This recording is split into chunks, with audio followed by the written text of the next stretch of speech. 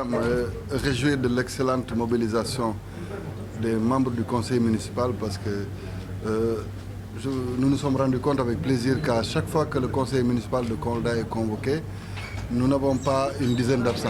Donc c'est vous dire que c'est une initiative heureuse et que les conseillers municipaux qui sont aujourd'hui élus sont vraiment focus pour être présents à toutes les réunions.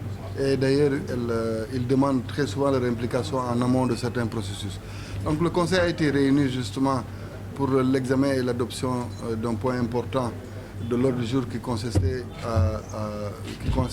les comptes administratifs.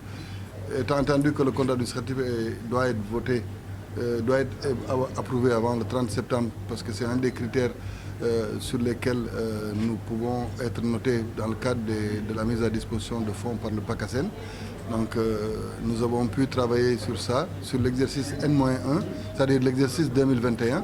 L'approbation du compte administratif a été faite à l'unanimité avec quelques observations de forme, mais dans l'ensemble, les membres du conseil municipal ont considéré que les comptes administratifs pouvaient être approuvés et ils l'ont fait à l'unanimité. Le deuxième point de l'ordre du jour aussi concernait un de ces points de convergence, de ces critères d'évaluation qui concerne le PARCA. C'est un axe sur lequel on insiste beaucoup avec les collectivités territoriales, notamment dans les besoins de formation. Et justement, il fallait mettre en place un plan d'action pour les formations des élus du conseil municipal et des agents du conseil municipal à l'effet de pouvoir mieux travailler pour la collectivité. Et ce point a fait l'objet de très fortes discussions et de contributions sur notamment le reprofilage des membres du conseil municipal en donnant des offres de formation nouvelles, mais surtout en élargissant justement ces formations à beaucoup plus de conseillers et d'agents de la mairie. Parce qu'en réalité, le plus souvent, les cibles étaient très réduites, mais la suggestion forte, c'est qu'il y a un besoin de formation, notamment sur les questions budgétaires, sur les questions foncières, sur les questions de procédure administrative. C'est des préoccupations qui ont été émises par les conseillers et qui doit faire l'objet justement d'une étude particulière. Et c'est pourquoi d'ailleurs, dans le courant des discussions, il a été en fait validé qu'une commission qui travaille sur les besoins de formation, et laquelle commission devra être dirigée par le conseiller municipal Daouda Sidibé, qui va nous faire une proposition sur les profils des personnes à former et sur les offres de formation qui sont urgentes et nécessaires pour l'exécution correcte de nos missions. De la même manière, la question de la faiblesse de la mobilisation de nos ressources propres, c'est-à-dire les ressources municipales propres, les taxes locales, notamment le foncier bâti, le foncier non bâti et la patente, où on voit qu'il y a quand même une marge de progression possible parce qu'il y a un décalage entre les objectifs et les résultats qui avaient été escomptés, entre les prévisions budgétaires et les réalisations. Une commission est mise en place aussi sous la direction du conseiller Moussa Baldé, qui est en charge des questions de fiscalité et qui doit travailler justement sur une meilleure stratégie de mobilisation de nos ressources propres, qui va passer peut-être bien par un recensement et avec l'implication des services déconcentrés de l'État comme l'urbanisme, le cadastre et les domaines, qui nous permettront d'avoir une meilleure assise, une meilleure maîtrise de l'assiette foncière et de l'assiette fiscale conséquemment. Donc ce sont des questions qui ont été abordées en même temps que les tournées PPA qui doivent être réactualisées et une meilleure aussi occupation du domaine communal. Le domaine communal s'entendant de tout ce qui peut nous rapporter des recettes, notamment nos cantines, etc., qui peuvent avoir des taux d'occupation qui sont relativement faibles. Donc voilà une des questions sur lesquelles aussi, justement, il a été pertinent de prendre une décision pour qu'on puisse continuer à travailler dessus. Un autre point qui était fondamental, qui a fait aussi l'objet de la création d'un groupe de travail, c'est le fait que beaucoup d'établissements sportifs ou en tout cas de commodités ont été construites par le maire précédent, par le conseil municipal précédent, mais qui sont aujourd'hui fermées. Et que donc, sous l'impulsion conjointe du conseiller Niamadio et Famaramane, il va y avoir un travail qui va être fait pour voir comment rouvrir très vite et mettre à disposition des populations ces ouvrages-là. Enfin, un autre sujet d'envergure a été soulevé dans ce conseil. Il s'agit justement du conseil, du stade municipal, qui était inscrit à l'ordre du jour par le biais du transfert de crédit qui était voulu, du fait justement qu'il y a eu un changement ici dans l'organe qui nous a accompagnés pour l'esplanade de Kolda. Il faut rappeler qu'à priori, c'était l'AGETIP qui devait le faire. Et qu'à ce titre, la mairie de Kolda devait dégager une enveloppe de 167 millions. Par le biais d'une coopération plus organisée avec Promoville, nous avons cette esplanade qui est en train d'être construite et qui revient à Kolda gratuitement. Les fonds donc, que nous avons pu récupérer de l'esplanade avec l'AGETIP, qui sont 167 millions, vont être mobilisés pour construire un stade municipal en même temps que des fonds que nous avons pu récupérer parce que la Sonatel a accepté de faire pour Kolda les travaux d'embellissement des 2 voies de Saré-Kémon. En même temps aussi qu'on s'est rendu compte d'ailleurs qu'il y a une rubrique qui concernait le cimetière, le mur de clôture du cimetière de Saré-Kémon. Donc là, tout de suite, nous savons que sur une estimation de 300 millions pour faire un stade municipal, nous avons mobilisé 195 millions au titre du budget de 2022. Et c'est justement la question de la disponibilité de l'assiette foncière du stade municipal nous a amené à parler du projet de Kolda Nouvelle Ville. On trouve le jargon, on va trouver le bon nom, mais puisque ça va être une nouvelle ville, moi je vous présente ça comme ça.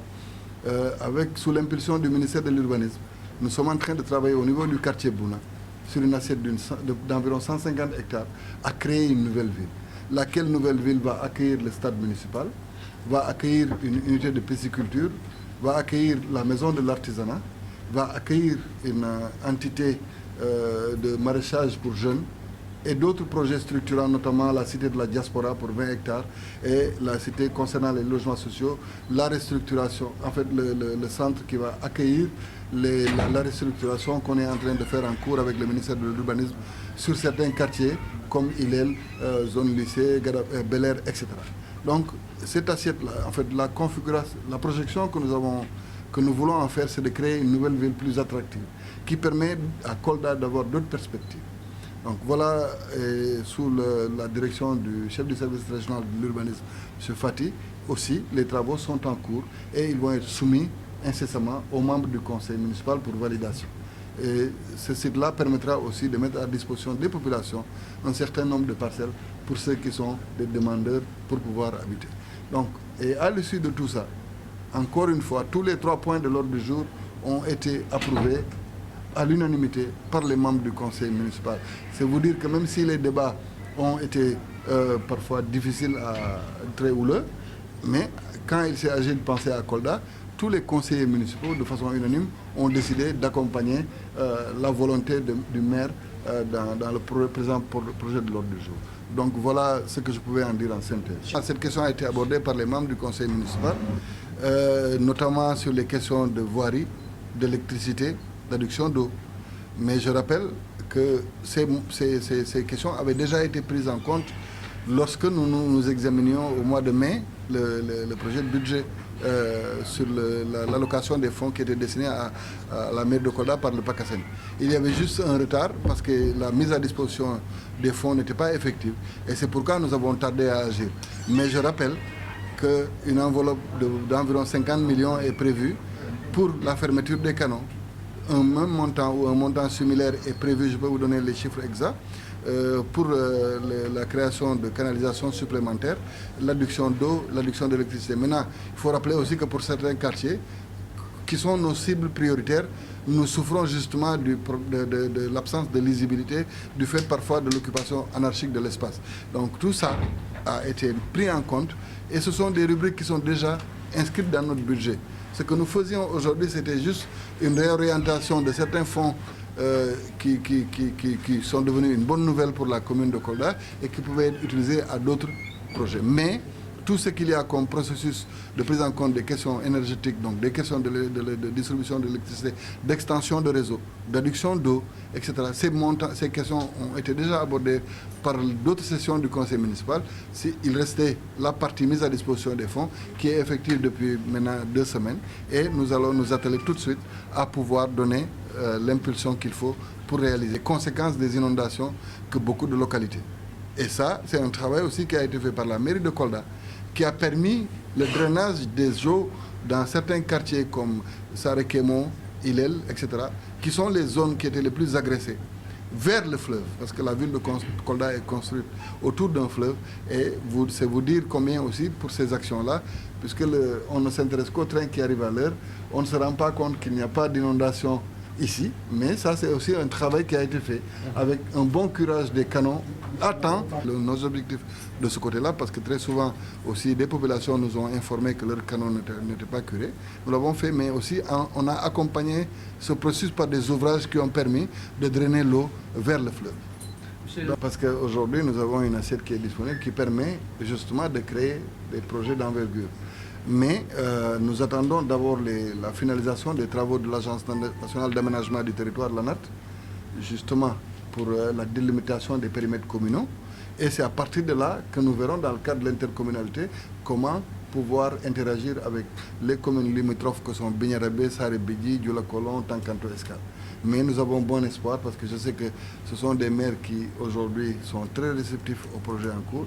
Mais ce qui, dans l'urgence, nécessitait qu'on puisse solliciter ces communes est déjà pris en compte dans le projet Ville Nouvelle, notamment la gare des gros porteurs, les unités agricoles que nous voulons faire en direction des jeunes, etc. etc. Mais quand nous irons, certainement ça c'est pas dans le domaine de compétence de la mairie, mais quand nous prendrons l'attractivité économique et que nous aurons besoin de ce est déjà pris en compte dans le projet Ville Nouvelle, notamment la gare des gros porteurs, les unités agricoles que nous voulons faire en direction des jeunes, etc. etc. Mais quand nous irons, certainement ça c'est pas dans le domaine de compétence de la mairie, mais quand nous prendrons l'attractivité économique et que nous aurons besoin de solliciter ces communes-là pour des assiettes supplémentaires, nous le ferons et Inch'Allah, je sais qu'ils vont nous donner une oreille attentive.